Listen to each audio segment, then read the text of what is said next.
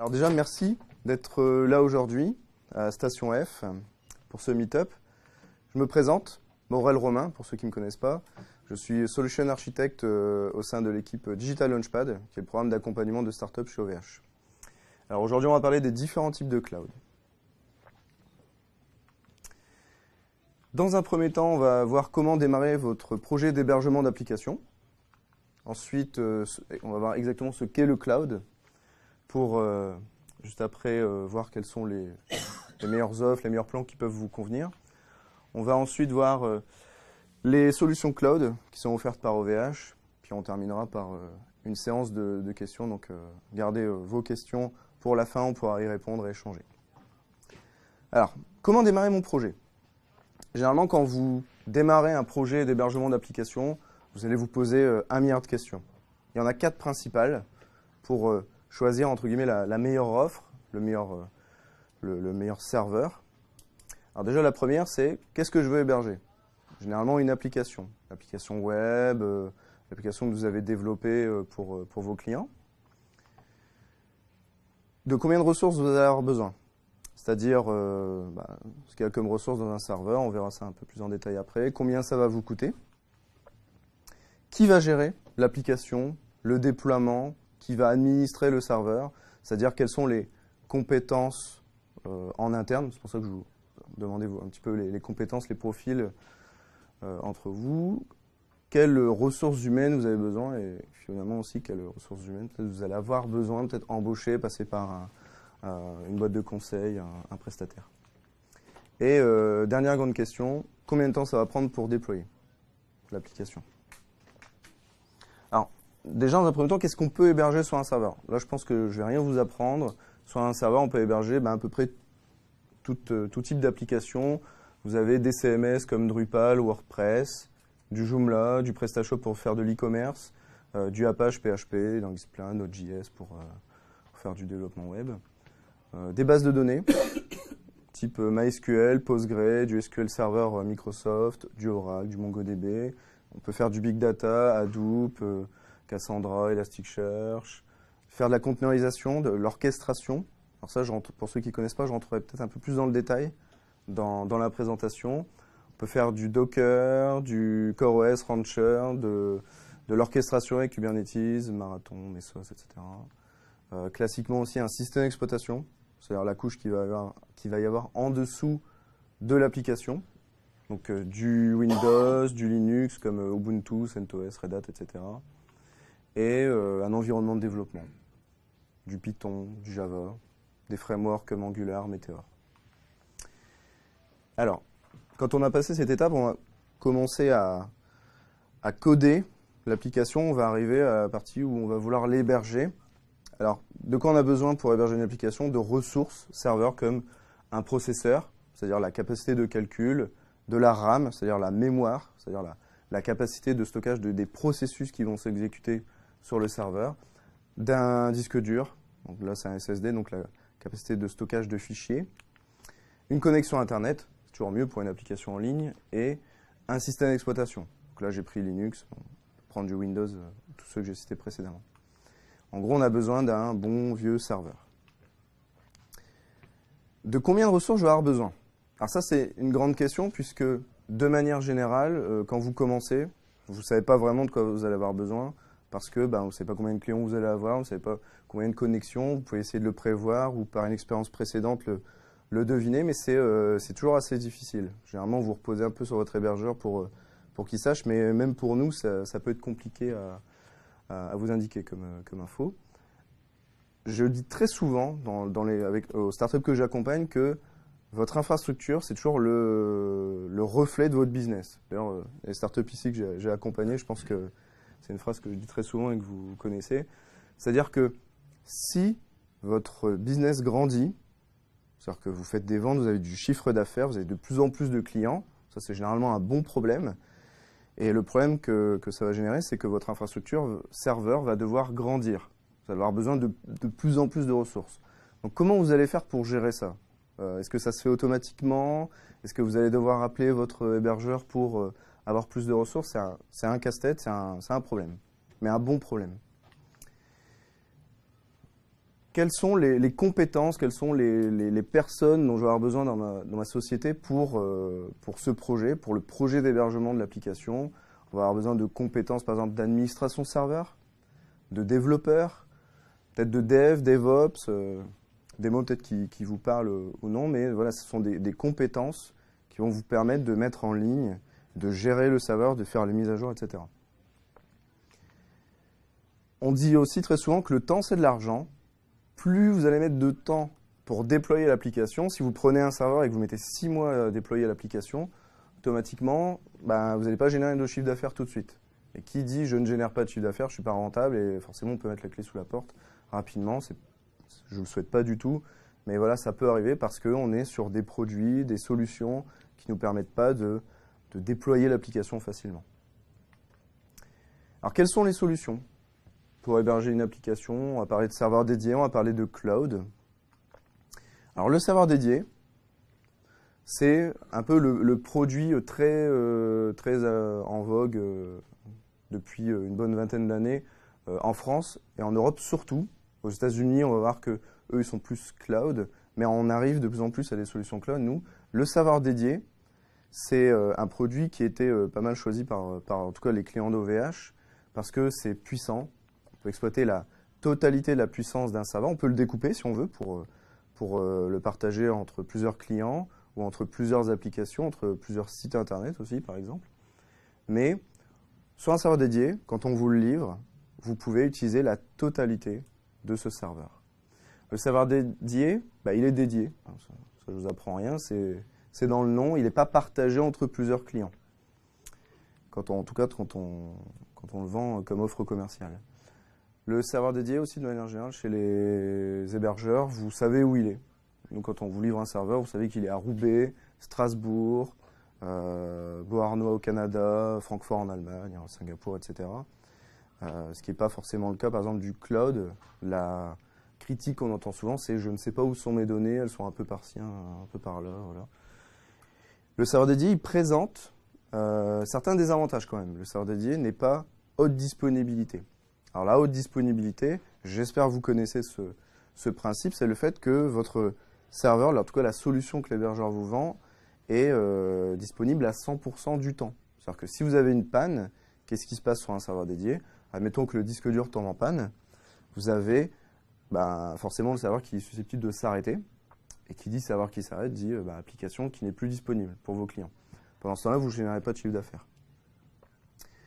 Donc, si un serveur dédié tombe en panne, il faut qu'il se soit détecté, il faut que le technicien intervienne, qu'il déraque le serveur, c'est-à-dire qu'il le sort de sa baie, de son emplacement, et qu'il regarde d'où ça vient. Et s'il détecte la panne tout de suite, s'il sait que ça vient du disque dur, il va pouvoir le changer. Est-ce qu'il a la pièce tout de suite? Ça, c'est pas sûr. Combien de temps il va mettre pour réparer? Ensuite, une fois qu'il a trouvé la panne, qu'il sait que c'est le disque dur et qu'il en met un nouveau, il oracle le serveur, il fait un test, il rallume le serveur. Ça peut prendre plusieurs heures, voire plusieurs jours. Et plusieurs jours, si vous avez un site e-commerce où toute votre société est basée sur ce site internet pour vendre vos produits, ça fait plusieurs heures et plusieurs jours sans vendre. Si c'est en période de solde, ça peut être un peu compliqué. Le serveur dédié n'est pas scalable, ou très peu. Vous avez chez les hébergeurs des offres où vous pouvez rajouter des ressources dans les serveurs dédiés, mais de manière générale, c'est assez compliqué puisqu'on vous vend le serveur en l'état avec une quantité de ressources, CPU, RAM, ce dont je vous parlais tout à l'heure, mais c'est toujours très complexe d'en rajouter, sachant que maintenant vous avez des technologies où vous pouvez rajouter les ressources à chaud, c'est-à-dire pendant le fonctionnement du serveur, mais la plupart du temps, vous devez éteindre le serveur pour rajouter la ressource et ensuite le redémarrer. Donc on va encore parler d'indisponibilité du serveur. Donc si vous avez des produits sur lesquels vous pouvez rajouter des ressources à chaud, vous n'avez pas cette problématique, mais sinon c'est compliqué. Le serveur dédié, généralement vous avez aussi une facturation standard. Alors une facturation standard, ça veut dire que quand vous prenez un serveur, quand vous le louez, vous le réservez à la semaine, au mois, au jour, à l'année même quelquefois. Mais par contre, si vous dites, voilà, aujourd'hui, je travaille pas, donc j'ai pas besoin du serveur, je veux pas payer parce que je l'utilise pas. Vous pouvez pas dire, aujourd'hui, j'utilise que 10%, demain 20%, le surlendemain 100%, et je veux payer que cette utilisation de ressources. Maintenant, ça, c'est pas possible. Parce que quand vous réservez le serveur dédié, vous allez payer 100% du temps d'utilisation à chaque fois. C'est-à-dire que si vous le prenez le 1er du mois et que vous le rendez le 30 du mois, vous allez payer le mois complet. Et même si vous le rendez le 15, vous ne l'utilisez plus à partir du 15 du mois, vous allez quand même payer le mois complet. Alors, qu'est-ce que le cloud? On va donc comparer un peu ces solutions serveurs dédiées au cloud. On va voir aussi les grands principes du cloud. Alors, quand j'ai commencé à créer cette présentation, ce meet-up, je me suis interrogé, je me suis dit, bon, peut-être que je ne sais pas tout sur le cloud, je vais aller chercher des définitions. Alors j'en ai trouvé 2 qui étaient intéressantes parmi des centaines. Donc ça, c'est les 2 qui m'ont le plus marqué. Ne les lisez pas, hein, je vais vous les lire. On va voir aussi que j'ai mis des parties de ces définitions en caractères gras.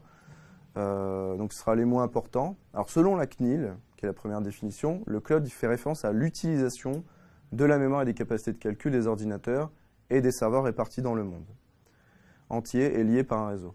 Les applications et les données ne se trouvent plus sur un ordinateur déterminé, mais dans un nuage, le cloud, composé de nombreux serveurs distants interconnectés. Alors cette définition, elle est bien, mais elle n'est pas complète. On parle d'utilisation de mémoire et de capacité de calcul répartis dans le monde, liés par un réseau, se trouvent plus sur un ordinateur déterminé, et nombreux serveurs distants interconnectés. Donc ça répond bien à ce qu'est le cloud, mais il manque des choses. Et donc dans la deuxième définition, qui est celle de Wikipédia, alors Wikipédia ça vaut ce que ça vaut, certains disent que c'est pas professionnel, mais là en tout cas la définition elle mérite d'être vraiment très complète. Alors selon Wikipédia, le cloud consiste à exploiter la puissance de calcul, un peu ce qu'on disait dans la définition précédente, ou de stockage, de serveurs informatiques distants par l'intermédiaire d'un réseau, généralement Internet. Les serveurs sont loués à la demande, par tranche d'utilisation, selon des critères techniques, puissance, bande passante, mais également au forfait. Le cloud computing se caractérise par sa grande souplesse.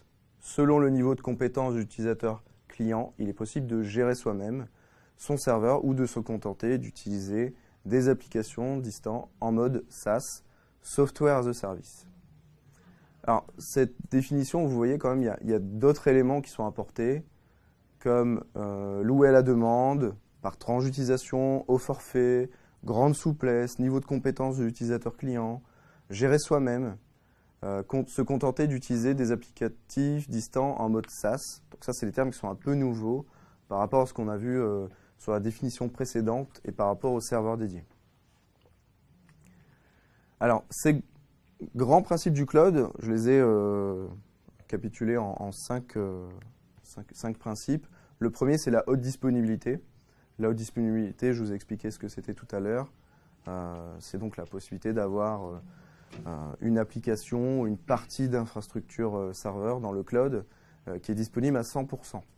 Ça veut dire que si vous prenez un serveur cloud qui en tout cas vante la haute disponibilité, si la machine plante, souvent elle existe ailleurs, ce qui fait qu'en fait vous en fichez complètement du premier serveur qui tombe, puisqu'il y en a un nouveau qui redémarre à un autre endroit, et parfois même vous ne vous en apercevez même pas. Donc votre application est encore disponible, et vous générez encore du chiffre d'affaires. Le deuxième, c'est la scalabilité. On en a aussi parlé tout à l'heure. Dans le cloud, généralement, on passe par de la ressource virtuelle, c'est-à-dire plus de la ressource physique.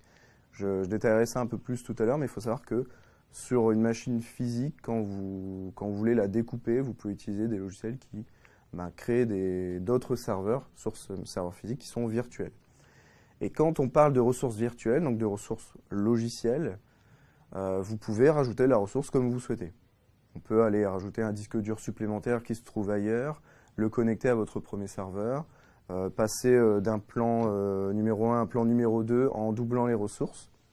Donc ça, c'est vraiment très avantageux, c'est ce que vous n'aviez pas sur le serveur dédié. Pay as you go et predictive billing. Alors, pay as you go, c'est ce que vous allez payer, ce que vous allez consommer. Vous allez payer à partir du moment où vous allez le consommer, jusqu'à ce que vous ayez terminé de le consommer. Predictive billing, c'est la possibilité de prévoir en fin de mois, puisque vous aviez donc une consommation, vous allez payer à ce que vous consommez. Forcément, la facturation est un peu plus complexe à prévoir. mais on vous fournit des outils dans le cloud qui permettent de prévoir ce que vous allez payer en fin de mois. Donc, je reprends l'exemple de tout à l'heure. Si vous voulez un serveur pendant 10 minutes, 1 heure, 2 heures, bah, vous allez payer juste ce temps d'utilisation. Ou si vous souhaitez avoir une facturation au mois qui est généralement sur un tarif beaucoup plus avantageux, bah, vous pouvez le faire aussi. J'ai mis ces deux principes ensemble puisqu'ils concernent la facturation. Et voilà, ce qu'il faut retenir, c'est que même si vous êtes sur la facturation par-ci, par-là, voilà, vous avez quand même la capacité de prévoir en fin de mois. Donc, vous pouvez dire à vos comptables un peu plus facilement que c'est bon, ça ne va pas coûter plus cher forcément qu'un serveur que vous louez au mois. Le quatrième, les ressources illimitées. Alors, la seule limite réellement que vous avez dans le cloud en termes de ressources, bah, c'est les capacités du data center de l'hébergeur. Forcément, s'il a un seul data center avec 100 serveurs, vous allez être rapidement limité. Donc si vous voulez être sûr d'avoir des ressources illimitées, allez sur un hébergeur qui, lui, a beaucoup de data centers. Après, bon, si vous n'avez pas d'énormes besoins et que vous ne prévoyez pas d'avoir d'énormes besoins, ce ne sera pas trop complexe à gérer. Mais voilà, la seule limite, comme je disais tout à l'heure, pour la scalabilité, la haute disponibilité, c'est vraiment les ressources de l'hébergeur. Le cinquième, le as a service. Alors ça, c'est vraiment un des grands principes du cloud. Le as a service, c'est prendre une partie d'une infrastructure, que ce soit par exemple juste l'application ou prendre la totalité de l'infrastructure serveur en tant que service. Alors je vais rentrer un peu plus dans le détail après, puisqu'il y a différents types de as a service dans le cloud. Alors, pour reprendre un peu le même principe que tout à l'heure, qu'est-ce qu'on peut héberger dans le cloud? Il n'y a pas de différence. Vous pouvez héberger des applications individuelles, du WordPress. Donc WordPress, pour ceux qui ne connaissent pas, on en a discuté tout à l'heure avec certains. C'est pour créer des sites internet, MySQL, les bases de données. Vous avez des logiciels d'email, la possibilité de faire du développement web, du stockage de fichiers. Vous avez aussi des services de stockage directement de fichiers en dehors d'avoir une application. Vous avez la possibilité d'avoir votre infrastructure complètement, c'est-à-dire commander autant de serveurs que vous souhaitez, les relier entre eux, les faire communiquer, déposer vos applications dessus, les administrer. Vous avez des bureaux à distance. Alors le bureau à distance, c'est comme quand vous êtes sur votre PC, sauf que là, le PC il se trouve dans un data center. Donc c'est très pratique, par exemple, si vous êtes en déplacement ou chez vous, vous souhaitez accéder aux applications métiers auxquelles vous avez accès dans votre société, vous pouvez le faire depuis un bureau à distance. Donc c'est très pratique. Et aussi, classiquement, vous avez des systèmes d'exploitation. Il y a plein d'exemples. Là, c'est le plus courant, ceux dont on nous parle le plus généralement. Alors, le as a service. Je vais rentrer plus dans le détail. Vous avez 3 grands types de as a service. Vous en avez plein d'autres. Je ne vais pas forcément aborder puisque ce n'est pas dans les principaux et souvent ils se trouvent dans une de ces 3 catégories. Vous avez le IaaS, l'infrastructure as a service, le PaaS, le platform as a service et le SaaS, le software as a service. Alors le IaaS, ça commence directement dans le data center, c'est-à-dire qu'on peut fournir un service où vous avez directement un data center complet pour y mettre des serveurs. Au-dessus, vous avez généralement une partie réseau qui permet de connecter tous vos serveurs, donc les serveurs ou la partie stockage. Chez OVH, par exemple, c'est ce qu'on appelle le public cloud ou le private cloud. Vous avez accès à une partie, vous commandez des serveurs et vous avez du réseau pour relier entre vos serveurs, que ce soit via le réseau public, c'est-à-dire Internet, soit via un réseau privé. La virtualisation. Alors, la virtualisation, je vais rentrer un peu plus dans le détail tout à l'heure, mais bon, ça j'en ai déjà parlé. C'est la possibilité de segmenter votre serveur pour créer des machines virtuelles dessus. Donc, ça vous permet d'avoir un isolement complet entre, par exemple, plusieurs clients. La virtualisation, ce n'est pas obligatoire sur le IaaS. Vous pourriez très bien installer un système d'exploitation juste au-dessus de votre serveur au lieu d'installer de la virtualisation.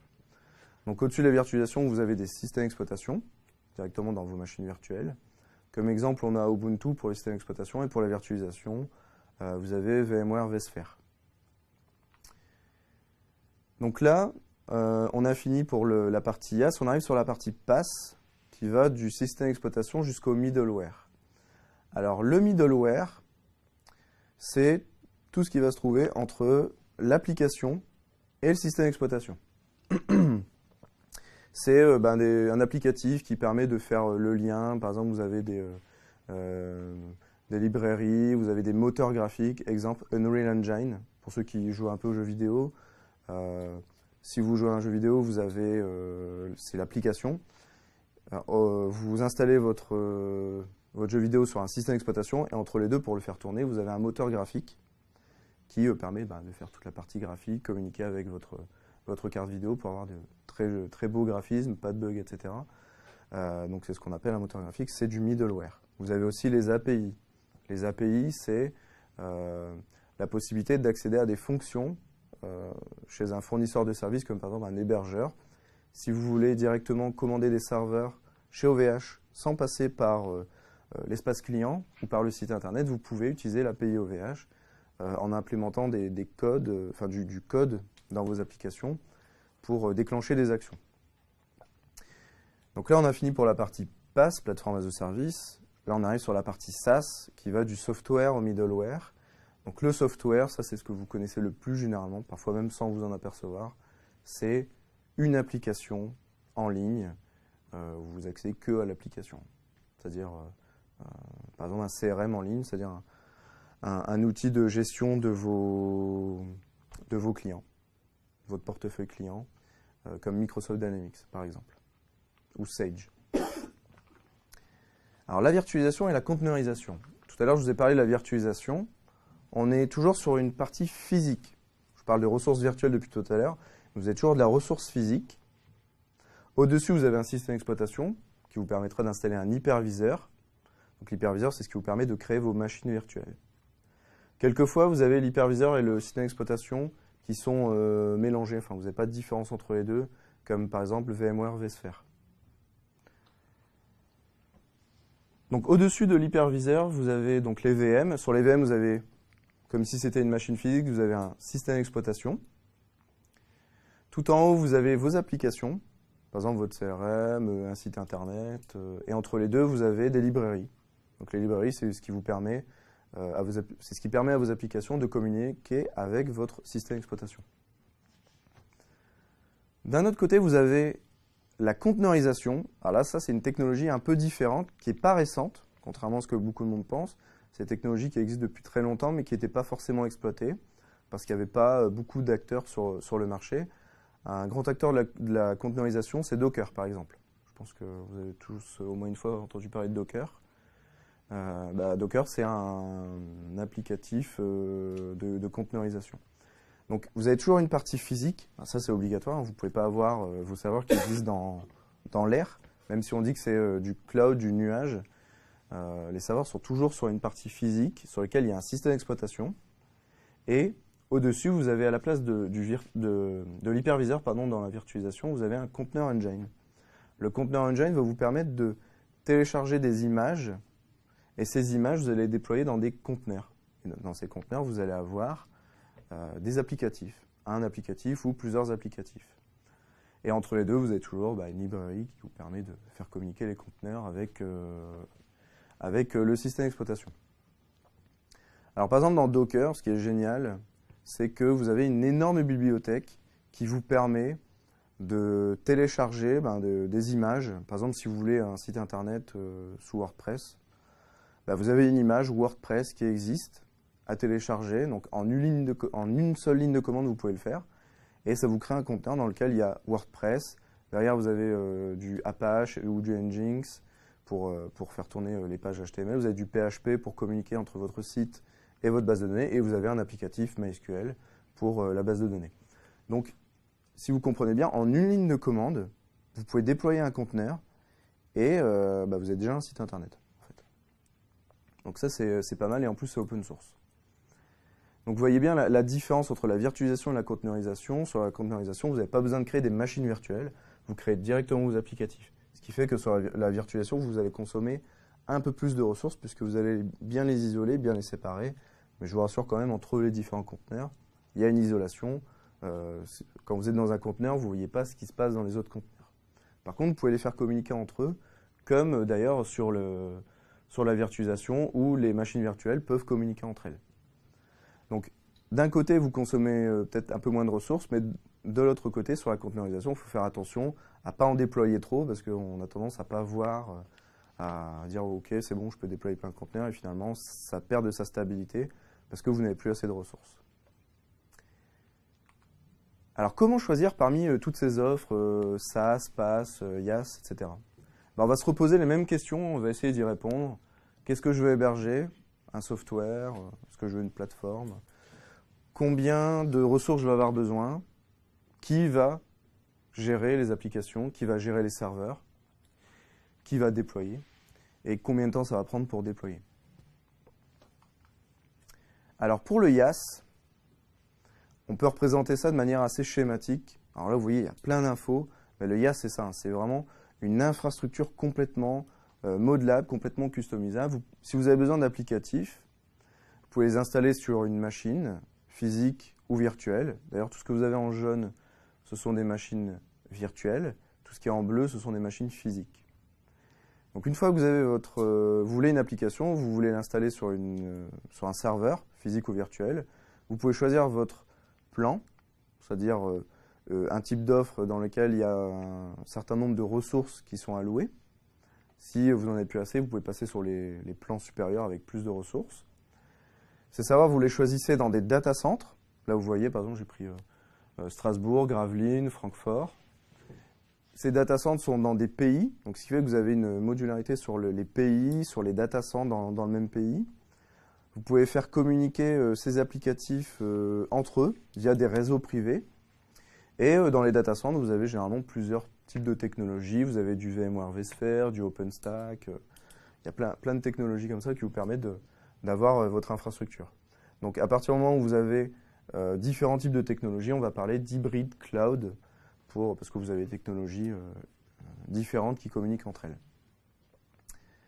Et si vous le souhaitez, alors ça c'est une possibilité qui n'est pas permise chez tous les hébergeurs, mais chez OVH on peut le faire. Vous avez la possibilité aussi de faire communiquer votre infrastructure chez un hébergeur avec votre infrastructure chez vous, ce qu'on va appeler le on-premise. Vous pourrez très bien avoir un serveur dédié avec des applicatifs métiers, que vous ne voulez pas que ce soit dans le cloud parce que vous avez besoin d'une disponibilité très rapide dans votre société où c'est parfois des applications avec des données sensibles. Vous pouvez faire communiquer vos applications métiers, votre infrastructure dans votre société avec votre infrastructure chez un hébergeur. Ça, il n'y a pas de souci là-dessus. Le PaaS, Platform as a Service, ça c'est un peu plus difficile à représenter de manière schématique. Le PaaS, pour rappel, c'est tout ce qui se trouve entre le middleware et le système d'exploitation. Je vais vous citer des exemples, ça va vous parler un peu plus. On parle de plateforme, donc forcément vous avez accès à une plateforme qui vous permet par exemple d'avoir un environnement de développement intégré, c'est-à-dire des applicatifs, vous pouvez coder dans certains langages, vous avez la possibilité de compiler votre code, de le déployer peut-être dans d'autres applications, sur d'autres serveurs, à la volée. Vous avez des plateformes objets connectés, IoT, vous pouvez récupérer les données des objets connectés, par exemple une sonde de température. La sonde de température, ce qui est assez pratique, c'est par exemple de voir une courbe. Si vous voulez la température à 8 h, à midi, à 14 h, à 18 h, vous avez un tracé dans des logiciels comme Grafana par exemple pour voir la tendance de température à un endroit précis. Et ces données-là sont récupérées directement par la plateforme et données envoyées par les objets connectés. Des plateformes de log aussi, c'est le même principe que pour les objets connectés. Vous pouvez récupérer les logs, c'est-à-dire la journalisation de tout ce qui se passe sur une application ou un serveur. Par exemple, un incident, votre application crash, ça peut être journalisé. Vous avez un rapport qui vous explique ce qui s'est mal passé dans votre serveur. Je prends une petite pause, une seconde. Ensuite, vous avez des plateformes analytics. Donc pour le log, quand vous récoltez toutes vos données, et pour les objets connectés, vous avez peut-être besoin d'analyser ces données pour trouver peut-être ce qui ne va pas dans votre application ou ce qui ne va pas, par exemple, sur votre marché. Les données sont analysées, on va brasser énormément de données, on va faire du big data. On appelle ça du big data, et vous allez pouvoir créer derrière des schémas de données, des choses que vous n'auriez pas pu voir à l'œil nu en tant qu'humain. mais que la machine, elle, est capable d'analyser et ressortir, par exemple, que vous avez peut-être un déficit dans une région de France en termes de clients et que il serait peut-être bien d'aller démarcher cet endroit parce qu'il y a un marché qui est très large et pas encore conquis. C'est un exemple parmi tant d'autres. Une fois que vous avez créé ces schémas, vous pouvez accéder à des plateformes machine learning, intelligence artificielle aussi, donc pour pouvoir automatiser des apprentissages de la machine avec les schémas que vous aviez créés et pouvoir automatiser aussi des applications comme par exemple un chatbot. Chatbot, c'est un chat en ligne sur lequel vous discutez avec lui. En réalité, derrière, ce n'est pas un humain, c'est une machine. Les bases de données as a service, les bases de données as a service, c'est clairement une base de données que vous pouvez connecter à vos serveurs. Et cette base de données, en fait, vous déposez juste vos données sur une plateforme en ligne. Les API, j'en ai déjà parlé tout à l'heure, vous pouvez avoir des plateformes sur lesquelles vous avez accès à un environnement qui vous permet de créer vos API et les faire fonctionner. L'orchestration de conteneurs. Alors, tout à l'heure, je parlais de conteneurs. Je décrirai un peu plus en détail ce que c'est l'orchestration de conteneurs. Mais c'est une plateforme qui vous permet de gérer où sont vos conteneurs, de pouvoir les mettre à jour, de pouvoir les déplacer entre serveurs, gérer leur haute disponibilité, leur scalabilité, etc.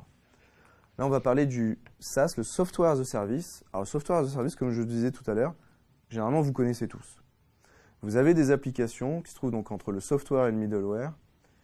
Par exemple, Outlook Online, c'est une application d'email en ligne. C'est du SaaS. WordPress Online, c'est aussi une application en ligne qui vous permet de créer un site internet. Quant, c'est un moteur de recherche, c'est une application de recherche de pages web en ligne, comme Google. Google Drive d'ailleurs aussi, une application qui vous permet de stocker des fichiers via un navigateur ou via une application mobile sur un portable ou une tablette. Addictiz, une application en ligne qui vous permet de créer des campagnes marketing par le biais d'un jeu vidéo ou un jeu en ligne. Par exemple, vous avez sûrement tous déjà joué à un jeu sur un site internet qui vous permet de gagner quelque chose, par exemple un burger chez McDo, une place de cinéma, etc.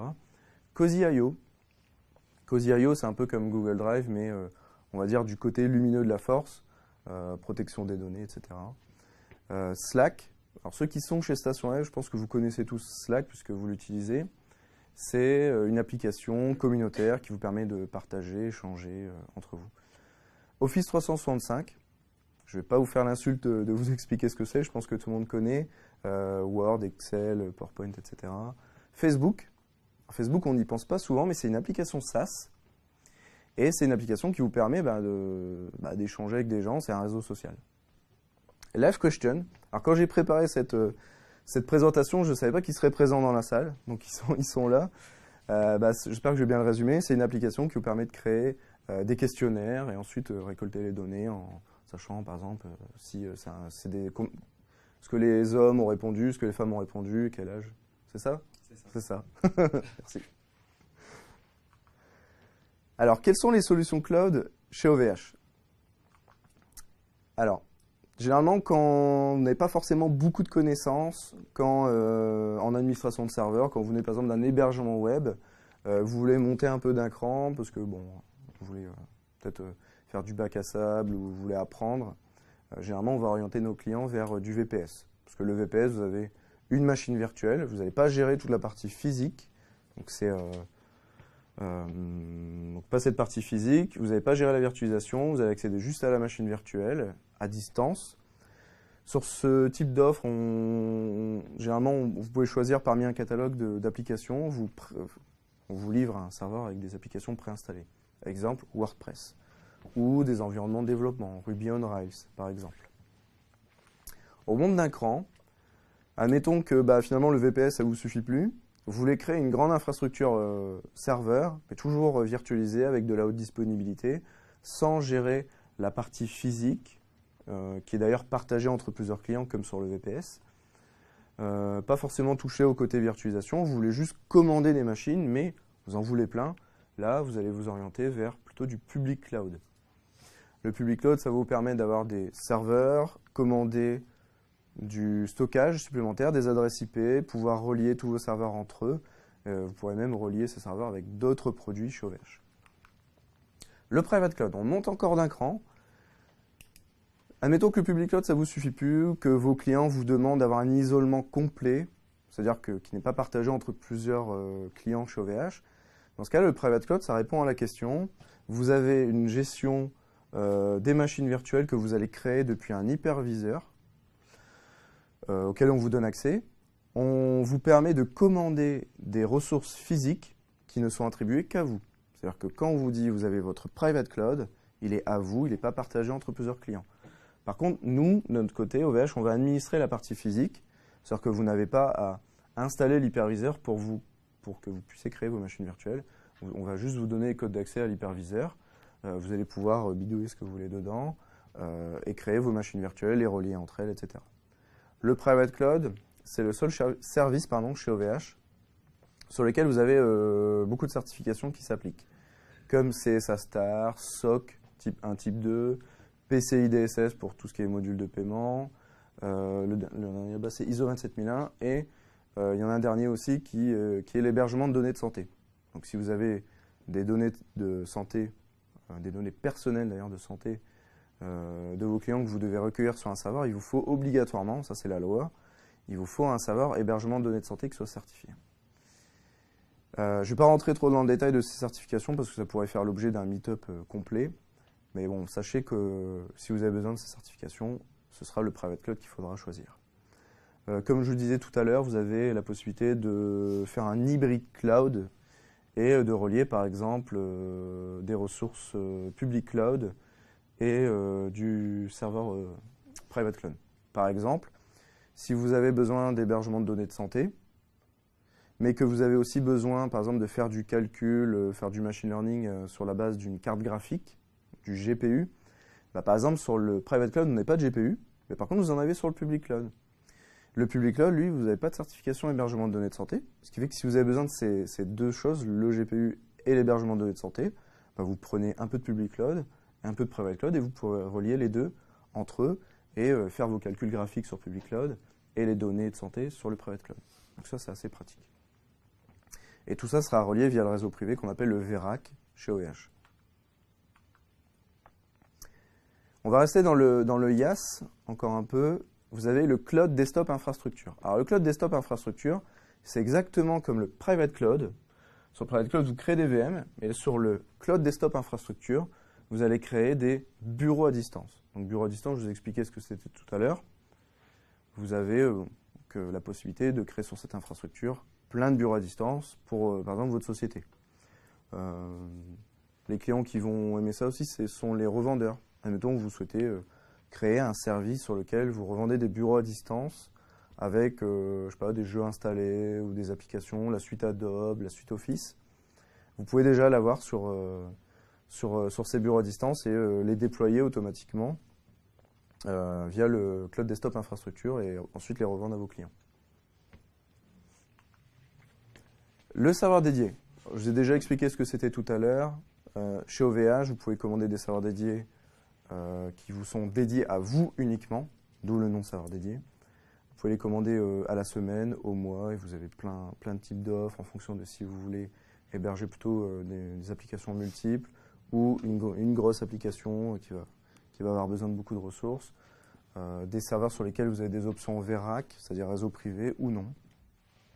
Vous avez même des serveurs qui sont réservés pour le jeu vidéo avec des protections anti-DDoS, c'est-à-dire qui vous protégeront des attaques qui viennent de l'extérieur, spécifiquement pour les jeux vidéo. Le Cloud Disk Array. Le Cloud Disk Array, c'est une infrastructure physique qui est partagée entre plusieurs clients. Nous, on va vous fournir que la capacité de stockage, c'est-à-dire un stockage que vous allez pouvoir monter, que vous allez pouvoir attacher sur n'importe lequel des serveurs, ceux que j'ai cités précédemment, sans problème. Comme si vous montiez une clé USB sur un ordinateur. Le PaaS. Dans le Platform as a Service, on peut vous fournir du Cloud Desktop. Alors le Cloud Desktop, tout à l'heure je vous parlais de Cloud Desktop Infrastructure. Au lieu de vous vendre l'infrastructure complète que vous avez à gérer, là on va vous vendre que la partie bureau à distance, et c'est tout. Un peu comme un VPS tout à l'heure, mais qui serait spécialisé sur le bureau à distance. Matrix Data Platform et Logs Data Platform. Alors tout à l'heure, je vous parlais de plateforme IoT, plateforme objet connecté. Bah là, on sera sur du Matrix Data Platform de manière générale, parce que quand on parle de Matrix, on va parler de données envoyées par des objets connectés.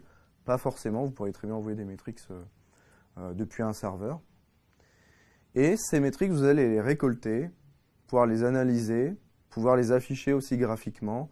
Et pareil sur le Logs Data Platform, pouvoir récolter vos logs de serveurs ou d'applications et ensuite afficher des graphiques pour voir à quel moment ça plante. On a des clients par exemple qui se sont aperçus qu'ils avaient leur application qui plantait à un moment où vous avez beaucoup, où l'application était fortement soumise à des pics de charge. Par exemple, si vous avez une application, qu'est-ce que vous pourriez avoir comme type d'application? Une application de foot qui permet de faire des paris ou d'informations sur le foot. Bah, le soir d'un match de Ligue des Champions, vous allez avoir beaucoup de visiteurs, vous allez avoir un pic de charge et on a des clients qui ont été en capacité d'analyser le rapport entre certains plantages d'applications et les pics de charge grâce au log et grâce au Log Data Platform. Comme autre produit, on a le Cloud Web et le Cloud Database. Le Cloud Web, contrairement à ce qu'on peut faire aussi chez OVH comme l'hébergement web, là vous avez un isolement complet, c'est-à-dire vous avez comme un VPS, sauf qu'il est administré par OVH. Et dessus, vous pouvez directement déposer les fichiers de votre site internet et vous avez des bases de données qui lui sont liées. Le Cloud Database, c'est un peu différent. Vous n'avez pas la partie web, vous n'avez que la partie base de données. Donc ce sont des bases de données qui sont administrées. Donc là, sur ces produits-là, on est sur ce qu'on va appeler des produits administrés. C'est-à-dire que vous n'allez pas gérer toute la partie physique, vous allez gérer vraiment que la partie à partir de la plateforme. Ensuite, on arrive sur Managed Kubernetes as a Service. Alors c'est un produit qui est actuellement encore en bêta, mais qui sort vraiment bientôt, dans les semaines qui viennent. Donc j'en parle aussi. Je ne sais pas vraiment où le mettre ce produit, parce que c'est un peu du SaaS, Software as a Service, c'est un peu du PaaS, Platform as a Service. Parce qu'en fait, vous accédez juste à une application en ligne qu'on vous fournit. Toute la partie infrastructure est managée par OVH. Mais quand vous accédez à cette plateforme, à cette application, derrière, en fait, vous avez toute une infrastructure qui vous permet de déployer des conteneurs, de pouvoir même importer vos conteneurs Docker et les administrer, en fait. Donc, je ne sais pas vraiment si c'est du Software as a Service ou Platform as a Service, c'est entre les deux, j'ai envie de dire. Donc, cette plateforme, elle vous permet, en gros, de gérer la disponibilité, la scalabilité, ce que je disais tout à l'heure sur l'orchestration de conteneurs. Donc c'est une offre qui sort très prochainement, qui sort de bêta. Le SaaS. Donc le SaaS, on n'a pas beaucoup d'offres chez OVH en SaaS. On a les emails pro. Donc les emails pro, c'est un peu comme du Outlook online, sauf que là, vous pouvez directement attacher votre nom de domaine. Par exemple, si j'ai le nom de domaine morel.ovh, donc mon nom de famille.vh, je pourrais très bien créer l'adresse email romain, mon prénom, @morel.vh. Au-dessus, vous avez Exchange. Exchange, c'est à peu près la même chose que l'email pro, sauf que vous avez les services de Microsoft qui lui sont associés. Vous avez la possibilité donc déjà d'échanger par email. Vous avez gestionnaire de tâches, vous avez un calendrier, la possibilité aussi de réserver des salles, etc. Donc c'est vraiment un outil très pratique en entreprise. Vous avez SharePoint. SharePoint, c'est un système de stockage, gestion de fichiers communautaire. C'est-à-dire que si vous avez un SharePoint dans une société, nous on l'utilise par exemple, vous pouvez bosser sur un Excel, mettons un tableau prévisionnel de chiffre d'affaires. Vous pouvez travailler dessus en équipe. C'est assez pratique. Ça marche un peu comme un Google Drive, mais avec les outils communautaires qui vont avec. Office 365, je ne vais pas vous le présenter. Vous avez la possibilité d'accéder en ligne à des outils Excel, Word, etc. Donc là, on en a fini pour tout ce qui était SaaS, PaaS, IaaS, etc. On a fini de parler du cloud. Maintenant, vous savez ce que c'est. Donc, en fonction de ce que je vous disais tout à l'heure, de vos compétences, de votre capacité, du temps que vous souhaitez mettre pour déployer vos infrastructures. Vous allez choisir le SaaS, le PaaS ou le IaaS. Vraiment, c'est pas plus compliqué que ça. Si vous êtes une start-up et que vous ne savez pas encore quoi choisir, vous posez encore des questions, vous souhaitez qu'on vous apporte de l'aide, peut-être un peu de financement, on a le programme Digital Launchpad chez OVH, qui est le programme d'accompagnement de start-up. Alors ce programme s'articule sur trois compétences, 3 points. On a la possibilité de vous mettre à disposition du crédit d'infrastructure jusqu'à 100 000 € pour commander des produits cloud, donc la plupart des produits dont on a parlé juste avant. Vous avez des heures de consultation, des heures d'accompagnement avec des architectes solutions, notamment moi, où on peut, je crois que Lev Caution, on a fait 1 heure d'accompagnement, vous pourrez parler si vous souhaitez. On voit ce que vous avez comme infrastructure, on voit les technologies, voir si ça correspond. En gros, le but du jeu, dans les heures d'accompagnement, c'est de vous mettre dans la position où, normalement, vous ne devriez plus avoir besoin de nous après, et dans la position aussi où vous ne serez jamais bloqué. Par exemple, si vous avez besoin d'encore plus de ressources, que vous ne soyez pas sur un produit sur lequel vous ne pourrez pas faire scaler, faire grandir votre infrastructure. Voilà, c'est ce genre de conseils qu'on peut apporter. On regarde aussi avec vous ce que vous utilisez comme technologie, voir si ce n'est pas des technologies obsolètes ou avec des failles de sécurité, l'incompatibilité, etc. La 3e partie, c'est la partie média, events. Donc, on a des comptes Twitter, on est présent sur les réseaux sociaux, on peut relayer des informations vous concernant, vos victoires, même si c'est des petites victoires, genre vous avez gagné un prix, c'est pas grave. Si on peut vous apporter cette visibilité, la visibilité qu'a OVH, c'est tout gagnant pour vous et nous, ça ne coûte rien.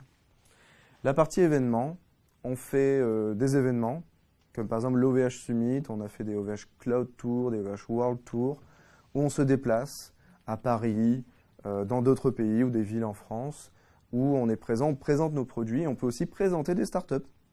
Il y a des startups du programme Digital Launchpad chaque année à l'OVH Summit, on en prend généralement une dizaine, et elles peuvent présenter leurs produits à nos clients. C'est des événements sur lesquels il y a des dizaines, des milliers de personnes qui viennent, donc ils viennent voir OVH, mais ils disent « Ah tiens, il y a des startups, il y a du business qui se crée, il y a des échanges, des collaborations, donc c'est plutôt un avantage. »